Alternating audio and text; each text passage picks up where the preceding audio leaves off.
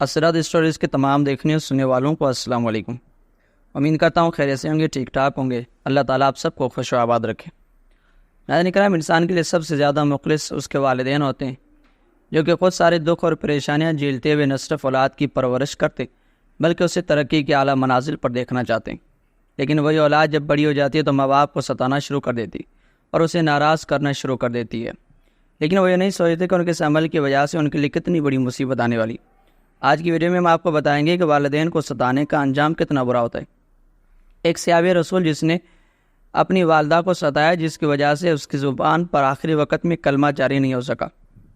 اس لیے آج کی ویڈیو سٹارٹ کرنے سے پہلے ایک چھوٹی سی ریکویسٹ، ہمارے اس چینل کو ضرور سبسکرائب کریں اور بیل آئیکن کو ضرور دبائیں تاکہ ہماری اس طرح کی ویڈیوز آپ کو بر وقت ملتی رہیں۔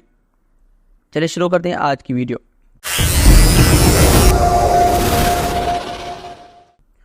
ناظرین کرام، حضرت انس رضی اللہ تعالیٰ عنہ فرماتے ہیں، حضور اکرم صلی اللہ علیہ وسلم کے مبارک زمانے میں علقمہ نامی ایک نوجوان تھا۔ وہ بڑا محنتی اور صدقہ و خیرات کرنے والا تھا۔ اور بہت سخت بیمار ہو گیا تو اس کی بیوی حضور اکرم صلی اللہ علیہ وسلم کی خدمت میں حاضر ہوئی اور کہا کہ میرا شوہر حالت نزا میں ہے، میں نے چاہا کہ آپ کو اطلاع کر دوں۔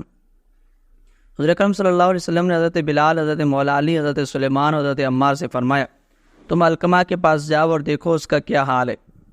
یہ حضرات تشریف لائے اور علقمہ سے کلمہ شریف پڑھنے کو کہا، مگر اس کی زبان نہ چل سکی۔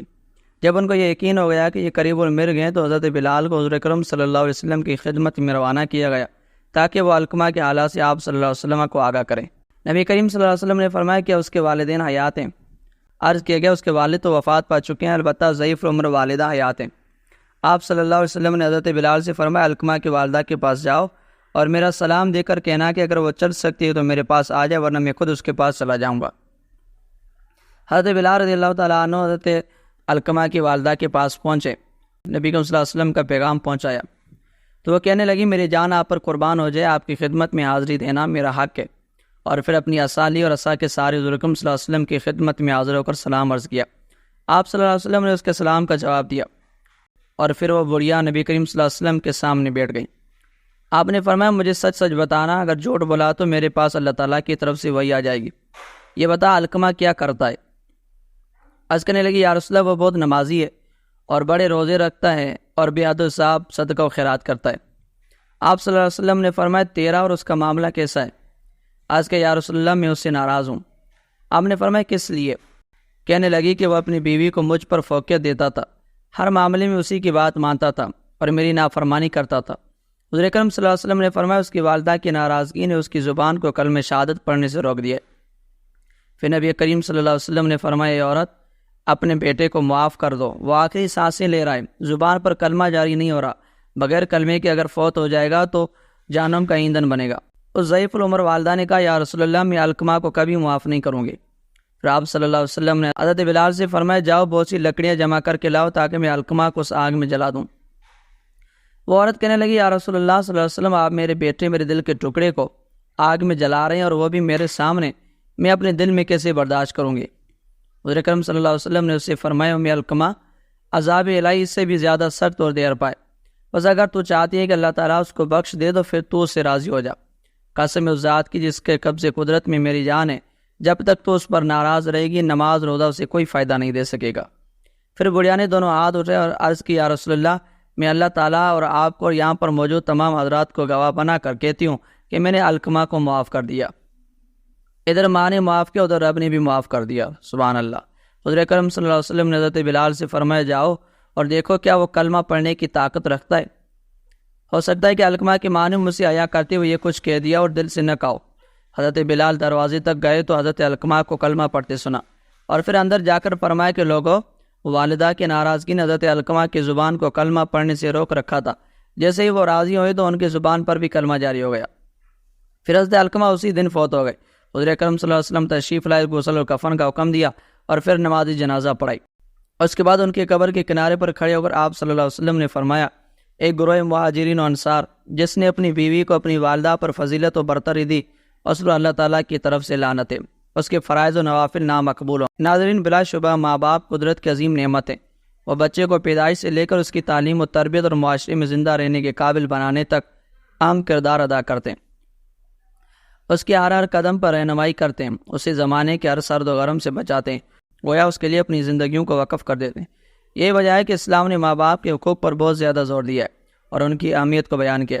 اللہ کے رسول صلی اللہ علیہ وسلم نے فرمایا، جو شخص والدین کے ساتھ اچھا سلوک کرتا ہے اس کے لیے یہ خوشخبری ہے کہ اللہ تعالیٰ اس کی عمر میں اضافہ فرما دے گا۔ ایک مقام پر اللہ کے رسول صلی اللہ علیہ وسلم نے فرمایا، جو چاہتا ہو کہ اس کی عمر لمبی ہو اور اس کے رزق میں زیادتی ہو تو اس کو اپنے ماں باپ کے ساتھ حسن سلوک اور صلہ رحمی کرنی چاہیے۔ ناظرین، حضرت بایزید بستامی رحمۃ اللہ علیہ فرماتے ہیں، سردیوں کے ایک سخت رات میں میری والدہ نے مجھ سے پانی مانگا۔ میں گلاس بھر کر آیا تو انہیں نیند آ گئی تھی۔ میں نے جگانا مناسب نہ سمجھا، پانی کا گلاس لیے اس انتظار میں ماں کے قریب کھڑا رہا کہ بیدار ہوں گی تو پانی پیش کروں گا۔ کھڑے کھڑے کافی دیر ہو چکی تھی اور گلاس سے کچھ پانی گر کر میری انگلی پر جم کر برف بن گیا تھا۔ بہرحال جب والدہ محترمہ بیدار ہوئی تو میں نے گلاس پیش کیا۔